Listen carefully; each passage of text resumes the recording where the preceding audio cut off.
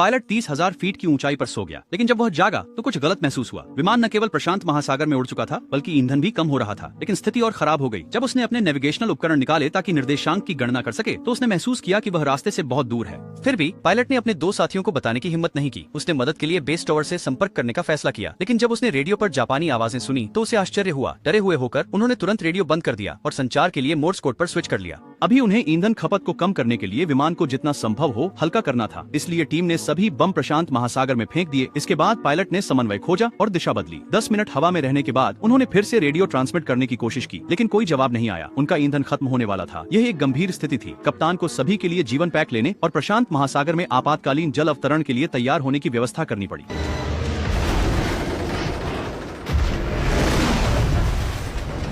हालांकि विमान समुद्र की सतह पर सफलतापूर्वक उतरा, लेकिन जोरदार टक्कर के कारण केबिन के अंदर काफी नुकसान हुआ। समुद्र का पानी विमान में भर रहा है। कप्तान ने बिना हिचकिचाहट के दरवाजा खोला और तुरंत बाहर निकल गया। वह विमान के पंख पर चढ़ गया और जीवन बेड़ा फुलाने लगा, लेकिन जैक की सीट बेल्ट फंसी हुई थी। चाहे वह जितनी भी कोशिश करे, वह खुल नहीं रही थी। जल्द ही विमान पानी के साथ डूब गया। जब कप्तान को होश आया तो उसने महसूस किया कि विमान गायब हो गया था। सौभाग्य से जैक ने चेतना खोने से ठीक कुछ सेकंड पहले अपनी सीट बेल्ट खोलने में कामयाबी पाई। ये एक निकट अनुभव था, लेकिन उनके पास जीवन राफ्ट अपने साथ ले जाने का समय नहीं था। विमान जल्दी डूब गया। जैसे ही वे सतह पर पहुंचे, कप्तान ने गलती से जीवन राफ्ट को गलत तरीके से खोल दिया। उन तीनों ने अपनी पूरी ताकत लगाकर उसे अंततः उलट दिया, लेकिन जगह इतनी छोटी थी कि वे अपनी पूरी कोशिश करके पीठ के बल लेट गए और एक साथ समाने की कोशिश की। लेकिन वे यह कल्पना भी नहीं कर सकते थे कि आगे जो आने वाला था वो मौत से भी बुरा सपना होगा।